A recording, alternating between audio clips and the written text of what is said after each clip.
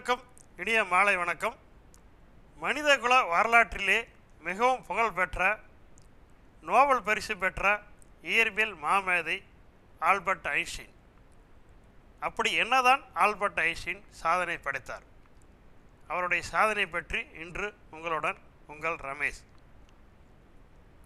Albert Einstein March 14, 1879 Germany நாட்டின் உட்டம்பெர்க் மாகாணத்தில் உள்ள உல்ம் என்னும் ஊரில் பிறந்தார். இவரது பெற்றோர் ஹெர்மன் ஐன்ஸ்டீன் மற்றும் தாயார் போலின் ஹோச். இவரது தந்தை நேர் மின்னோட்டம் மூலம் மின் உபகரணங்களை தயாரிக்கும் மின் வேதியியல் சார்ந்த தொழிற்சாலை நடத்தி வந்தார்.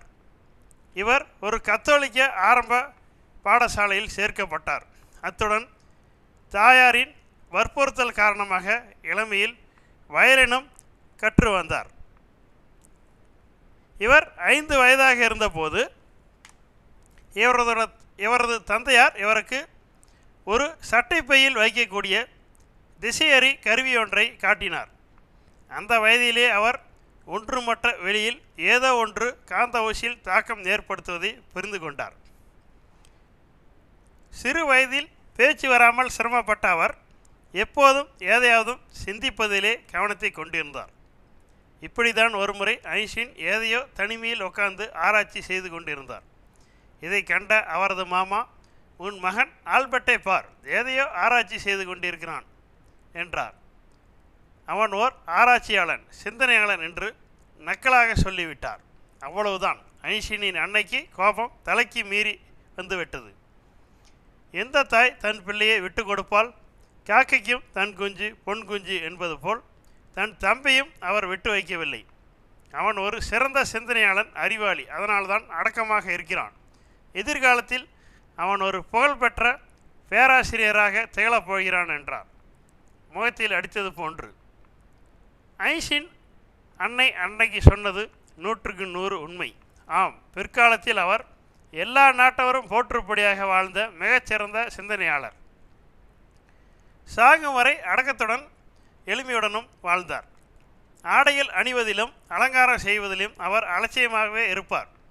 அழுக்கு ஆடைகளே பல நாட்கள் கூட அணிந்திருப்பார். வெட்டப்படாத தலைமுடியுடன் வீதிகளிலும் விழாக்களையும் வள வருவார்.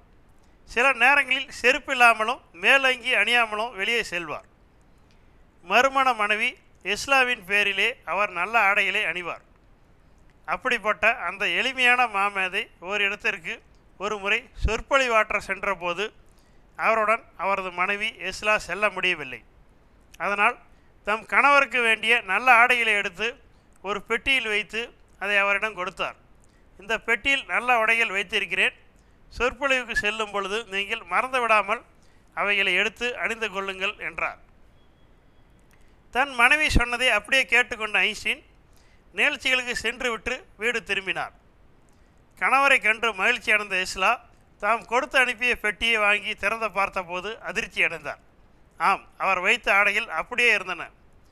கோபமடைந்த எஸ்லா தம் கணவரிடம், ஏன் இந்த ஆடைகளை அடுக்கி வைத்தபடி இருக்கின்றன, அவைகளை நீங்கள் அணிந்து கொள்ளவில்லையா என்றார். எஸ்லா கேட்டதை கண்டு கொஞ்சமும் கவலை அடையாத ஐன்ஸ்டீன் சிரித்து கொண்டே அவரிடம், அடடா, எனக்கு மறந்தே போய்விட்டதே, நீ கோபித்து கொள்ள வேண்டாம் என்றார். அது இருக்கட்டும், எனக்கு ஒரு சந்தேகம் என்று அவரிடம் ஒரு கேள்வியை கேட்டார். எல்லாரும் என் பேச்சை கேட்க தானே வருகிறார்கள், அல்லது என் ஆடையை பார்க்க வருகிறார்களா என்று கேள்வி கேட்டார். பாவம், எஸ்லாவால் அதற்கு பதில் சொல்லவே முடியவில்லை. ஐன்ஸ்டீனுக்கு முன்பு வரை வெளி மற்றும் காலம் ஆகிய இரண்டும் தனித்தனியானவை, ஒன்றுடன் ஒன்று தொடர்பற்றவை என்றே கருதப்பட்டு வந்தன. சுவிஸ் காப்புரிமை அலுவலகத்தில் தொழில்நுட்ப உதவி பரிசோதகராக பணியாற்றிய 26 வயதான இளைஞரான ஐன்ஸ்டீன் முன்மொழிந்த 3 கண்டுபிடிப்புகள் இயற்பியல் உலகையே புரட்டி போட்டது. நியூட்டனுடன் முடிந்துவிட்டதாக கருதப்பட்ட இயற்பியலின் புரட்சி சகாப்தம் ஐன்ஸ்டீனினால் தலைகீழாக போனது. ஒளியின் வேகம் குறித்தும் இயற்பியலில் நிலவி வந்த கருத்து மோதல்களுக்கான காலம், வெளி, நிறை மூன்றும் ஒன்றுடன் ஒன்று தொடர்புறவை என்ற புரிதலும் தீர்வாகும் என்று ஐன்ஸ்டீன் விளக்கினார். இதுவே சிறப்பு சார்பியல் கோட்பாடு தோன்ற அடிப்படையாக இருந்தது. பிரபஞ்சத்தில் சாத்தியமான அதீத வேகமான வினாடிக்கு கிட்டத்தட்ட 3,00,000 கிலோமீட்டர் என்ற வேகத்தில் செல்லும் பொருளின் நீளம் குறைவதுடன் காலம் குறைவதையும் ஐன்ஸ்டீன் கணக்கிட்டார். மேலும் அந்த அதீத வேகத்தில் செல்லும் பொருளின் நிறை அதிகரிக்கும் என்பதையும் கணக்கீடு மூலம் ஐன்ஸ்டீன் விளக்கினார். ஒளியின் திசைவேகம் வெற்றிடத்தில் மாறாது என்ற நிபந்தனையுடனே தனது சிறப்பு சார்பியல் கோட்பாடை ஐன்ஸ்டீன் முன்மொழிந்தார். ஆல்பர்ட் ஐன்ஸ்டீனின் மிக புகழ்பெற்ற சமன்பாடான E=mc² சிறப்பு சார்பு கொள்கையின் மூலம் தருவிக்கப்பட்டதே ஆகும். இது நிறை ஆற்றல் சமன்பாட்டை பற்றி விளக்குகிறது. இது அணுக்கரு விளைவுகளில் செயல்பாடுகள் பற்றியும் விண்வெளியில் உள்ள ஆற்றல் எவ்வாறு நிறையாக மாறுகிறது, நிறை எங்கே போகிறது என்பதையும் விளக்குகிறது. மேலும் இச்சார்பியல் கொள்கையின் மூலம் காலவெளி வரைபடத்தை வரைய ஏதுவாக இருக்கிறது. இது கால பயணம் போன்ற சுவாரஸ்யமான கருத்துகளுக்கு அடிகோலுகிறது. ஒளியானது உண்மையில் தனித்தனி சக்தி பொட்டலங்களாகவே அதாவது பேக்கெட் உருவாக்கப்பட்டது என்ற கருதுவதன் மூலம் ஐன்ஸ்டீனால் மர்மமாக இருந்த ஒளிமின் விளைவை விளக்க முடிந்தது. ஒளியின் இச்சக்தி சொட்டு கருதுகோளானது ஜேம்ஸ் மேக்ஸ்வெல்லின் மின்காந்த நடக்கைகளுக்கான சமன்பாடுகளின் வழிநடத்தப்படும் ஒளியின் அலைக்கோள்களோடு முரண்பட்டதுடன் பௌதீக தொகுதிகளுடைய சக்தியானது மேலும் மேலும் முடிவற்ற பகுதிகளாக பிரிக்கப்பட முடியும். இன்ஃபினைட் டிவைசபிளி ஆஃப் எனர்ஜி என்ற கருத்துடன் பொதுப்படையாக முரண்பட்டது. ஒளிமின் விளைவுகளை ஐன்ஸ்டீனின் சமன்பாடுகள் மிகச் சரியானவை என பரிசோதனையின் மூலம் நிரூபிக்கப்பட்ட பின்னரும் கூட அவரது விளக்கமானது எல்லோராலும் ஏற்றுக்கொள்ளப்படவில்லை. அண்டவியல், அணுவியல், குவாண்டம் எந்திரவியல், ஒளிமின் விளைவு என பல துறைகளில் விளக்கங்களை தந்தவர்.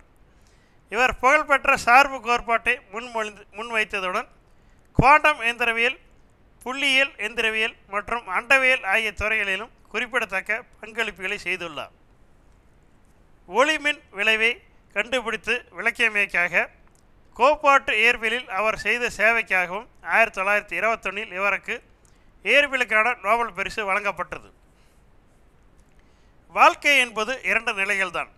ஏற்றமும் தாழ்வும் உண்டு. அதில் சரியாக பயணிப்பவர்களே வெற்றி பெறுகிறார்கள். இந்த வெற்றியின் பயணத்தில் ஐன்ஸ்டீன் வாழ்வும் அடங்கும். இன்பமும் துன்பமும் அவரை எதிர்கொண்ட போது எந்த சூழலிலும் தன் வழியை மாற்றிக்கொள்ளாதவர். அதனால்தான் அவருக்கு மிக உயர்ந்த நோபல் பரிசு வழங்கப்பட்டது. அதற்கான தொகை அவருக்கு கிடைத்த போது அதை வெறுக்கவே செய்தார். எதை நான் விரும்பவில்லையோ அது என்னை தேடி வருகிறது என்று முணுமுணுத்தார். அத்துடன் தன் மனைவி எஸ்ஸாவிடம் இந்த பணம் நமக்கு தேவையில்லை, பாதி தொகையை தர்ம காரியங்களுக்கும் மீதி தொகையை மிலிமாவுக்கும், அதாவது மிலிமா என்பவர் ஐன்ஸ்டீன் முதல் மனைவி, கொடுத்து விடலாம் என்றார். அவர் கருத்துக்கு என்றுமே மறுப்பு சொன்னதில்லை எஸ்லா. ஆனால்தான் அவர்களுடைய இல்லற வாழ்க்கையும் தேனாய் இனித்தது. அறிவியல் கண்டுபிடிப்புகள் அனைத்தும் மனிதகுல நன்மைக்கே பயன்பட வேண்டும் என்று உறுதியாக கூறினார். ஆனால் இவரது கோட்பாடுகளின் அடிப்படையில் தயாரிக்கப்பட்ட அணுகுண்டு ஜப்பானின் பேரழிவை ஏற்படுத்தியதை நினைத்து தாங்க முடியாத வேதனைக்கு ஆளானார். எளிமையானவர், ரயிலில் 3வது வகுப்பில்தான் செல்வார், நகைச்சுவை உணர்வு கொண்டவர். தன் ஆராய்ச்சி தவிர வேறு எதிலும் கவனம் செலுத்த மாட்டார். சில சமயங்களில் தன் வீட்டு முகவரியை கூட மறந்து விடுவாராம். மகாத்மா காந்தி மீது மிகுந்த பக்தி மரியாதை கொண்டவர். நம் காலத்து மனிதர்களில் உலகிலே தலை சிறந்த மாமனிதர் காந்தி என்று புகழ்ந்துள்ளார். தன் அறையில் காந்திஜியின் படத்தை மாட்டி வைத்திருந்தார். கடைசி வரை எளிமையின் உறைவிடமாக வாழ்ந்த ஐன்ஸ்டீன் அமெரிக்காவில் இந்திய தூதராகவும் இருந்த மேத்தா, நீங்கள் மகாத்மா காந்தி போன்றவர் என்றார். அதற்கு ஐன்ஸ்டீன், தயவு செய்து என்னை அவரோடு ஒப்பிட்டு பேச வேண்டாம், அவர் மனித குலத்துக்காக நிறைய தொண்டு செய்திருக்கார் என்றார். நான் என்ன செய்திருக்கிறேன், ஏதோ சில விஞ்ஞான கோட்பாடுகளை கண்டுபிடித்திருக்கிறேன், அவ்வளவுதான் என்றார் அடக்கத்துடன். அமைதி என்பது ஆழமான புரிதலால் ஏற்படுவது, அதை ஒருபோதும் அடக்குமுறையால் ஏற்படுத்திவிட முடியாது என்று சொன்ன அந்த மாமேதை கடைசி வரை அதே வழியில் பயணித்தார். மற்றவர்களுக்காக வாழும் வாழ்க்கையே ஒரு பயனுள்ள வாழ்க்கையாகிறது என்று வாழ்ந்து வரலாற்றிலும் இடம் பிடித்தார். தற்காலத்தில் பொது பயன்பாட்டில் ஐன்ஸ்டீன் என்ற சொல் அதிக புத்தி கூர்மையுள்ள ஒருவரை குறிக்கும் சொல்லாக மாறிவிட்டது. 1999 புதிய 1000வது ஆண்டை குறித்து வெளியிடப்பட்ட டைம்ஸ் இதழ் இந்த நூற்றாண்டில் சிறந்த மனிதர் என்ற பெயரை ஐன்ஸ்டீனுக்கு வழங்கியது. வாழ்க்கையில் தவறே செய்யாதவர்கள், புதிதாக எதையும் முயற்சிக்காதவர்கள்தான் இருக்க முடியும் என்ற வாழ்க்கையின் இலக்கணத்தை வளரும் தலைமுறையினர் இதயத்தில் நிலைநிறுத்திய ஐன்ஸ்டீன் தாம் கேட்ட கேள்விகளுக்கு பதில் சொல்ல முடியாமல் ஒரு காலத்தில் ஆசிரியர்களால் அவமானப்படுத்தப்பட்டு விரட்டி விடப்பட்டார். அதனால்தான் அவர் குழந்தைகளின் மனநிலையை புரிந்து கொண்டு இப்படி சொன்னார்.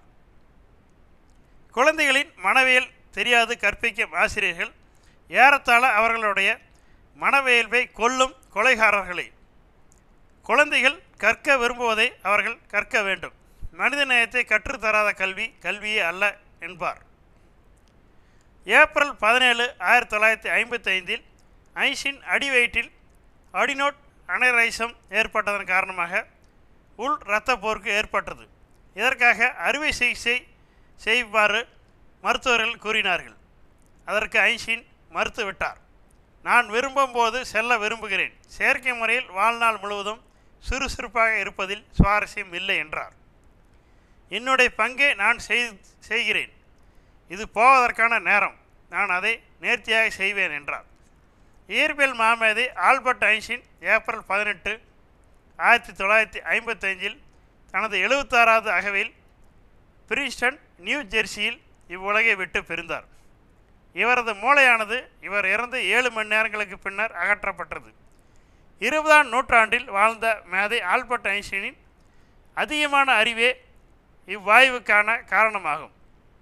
ஐன்ஸ்டீனின் மூளையில் எண்வெளி சார்ந்த செயலாக்க மூளையின் பகுதியில் பெரிதாக இருக்க, பேச்சு மொழி சார்ந்த பகுதியில் சிறிதாக இருந்தன என அறிவியல் ஆய்வுகளின் முடிவுகள் தெரிவித்தன. ஏனைய ஆய்வுகள் ஐன்ஸ்டீன் மூளையின் நரம்பு பசை கள எண்ணிக்கை அதிகரித்திருக்கிறது என தெரிவித்தன. பல்வேறு சாதனைகள் புரிந்த ஆல்பர்ட் ஐன்ஸ்டீனை பற்றி இன்று நாம் தெரிந்து கொண்டோம். மேலும் இது போன்ற தகவல்களுடன் நாளை சந்திப்போம். இந்த தகவல்கள் உங்களுக்கு பிடித்திருந்தால் இந்த சேனலை லைக் பண்ணுங்கள், சப்ஸ்கிரைப் பண்ணுங்கள், கமெண்ட் பண்ணுங்கள், உங்கள் நண்பர்களுக்கும் பகிர்ந்து கொள்ளுங்கள். நன்றி, வணக்கம்.